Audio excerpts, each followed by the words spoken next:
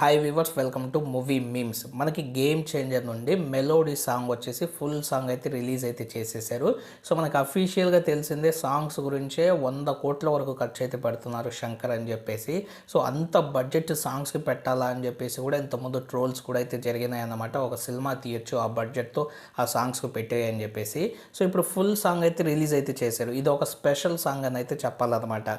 So మనకి తమన్ని అంతగా melody songs అయితే అంత మంచిగా ఇస్తాడని అయితే నేనైతే చెప్పలేను. కానీ మనకు శంకర్ గారు వచ్చేసి ఇంతకుముందు మూవీస్ ఏవి చూసినా కూడా మెలోడీస్ అయితే ఆయన సినిమాల్లో అయితే ఎక్సలెంట్ అయితే ఉంటాయి అండ్ సాంగ్స్ కూడా ఎక్సలెంట్ అయితే ఉంటాయి అన్నమాట.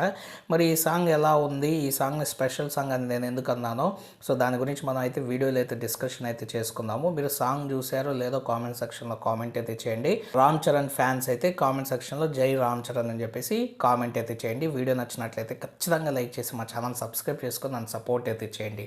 ఫస్ట్ వచ్చేసి ఈ సాంగ్ ఎందుకు స్పెషల్ అంటానంటే, సో మనకి ఇంటర్వ్యూలో చెప్పారన్నమాట శంకర్ గారు వచ్చేసి ఇది ఇన్ఫ్రారెడ్ కెమెరాలో తీశారు. సో చాలా జాగ్రత్తలు తీసుకొని ఇన్ఫ్రారెడ్లో వాటర్ గ్లాస్ ఇలాంటివి అయితే కనబడవు అనమాట. సో చాలా జాగ్రత్తలు తీసుకొని ఆ ఇన్ఫ్రారెడ్ కెమెరాలో క్లారిటీ వచ్చేటట్టు ఫేస్ ఎక్కడ కూడా ఎక్స్పోజర్ తగ్గకుండా సో అందంగా కనిపించేటట్లు ఆర్టిస్టులను అయితే తీశారనమాట. సో ఇన్ఫ్రారెడ్ కెమెరా ఇదొక స్పెషల్.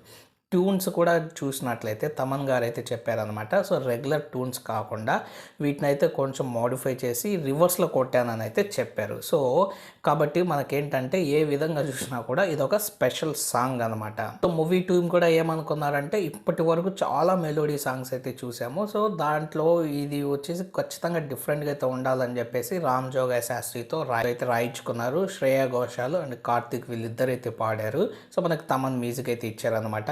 మొత్తం సాంగ్ అంతా వచ్చేసి విజువల్స్ అయితే ఉన్నాయి. సో ఎక్కడ కూడా రియలిస్టిక్ మనకి నేచర్కి సంబంధించినవి కావన్నీ వచ్చేసి అన్ని టోటల్ విజువల్స్ అనమాట. సో విజువల్ ఫీస్ట్ని అయితే మనకైతే ఇవ్వబోతున్నారు. రామ్ చరణ్ చాలా లుక్స్లో అయితే ఈ సాంగ్లో అయితే కనబడిపోతున్నారు.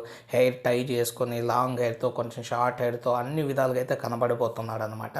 శంకర్ ఈ సాంగ్ని విజువల్గా మ్యూజిక్ పరంగా ఎక్సలెంట్గా ఉండాలని చెప్పేసి అయితే మన ముందుకైతే తీసుకుని వచ్చారు. మరి ఫైనల్గా సాంగ్ ఎలా ఉందంటే, సాంగ్ వినగానే మనం వచ్చేసి ఏదో కామ్గా ప్రశాంతంగా ఏదో ఒక ట్రాన్స్లోకి వెళ్ళిపోయినట్టయితే అనిపిస్తుంది అనమాట. సో మైండ్ మొత్తం మనకి హార్ట్ అన్నీ రిలాక్స్ అయిపోయి కూల్గా కామ్గా అయిపోయినట్టయితే అనిపిస్తుంది. నాకు ఇప్పుడు ఒక డౌట్ అయితే వచ్చిందనమాట. ఇంత కూల్గా ఎంత కామ్గా మనం థియేటర్లో అయిపోతే ఆ సాంగ్ నుంచి తేరుకొని మళ్ళీ సీన్లోకి మనల్ని ఎలాగ పరిగెత్తిస్తారు శంకర్ గారు అని చెప్పేసి అయితే అనిపించింది. మరి ఏ సందర్భంలో ఈ సాంగ్ వస్తుందో ఏమో అయితే చూడాలన్నమాట. సాంగ్ అయితే బాగుంది, నాకైతే సాంగ్ అయితే నచ్చింది. నేను ఇప్పటికీ ఒక 4 సార్లు అయితే సాంగ్ అయితే విన్నాను. మరి మీకు సాంగ్ అనేది నచ్చిందో లేదో కామెంట్ సెక్షన్లో కామెంట్ అయితే చేయండి.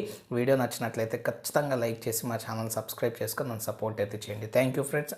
By, take care friends.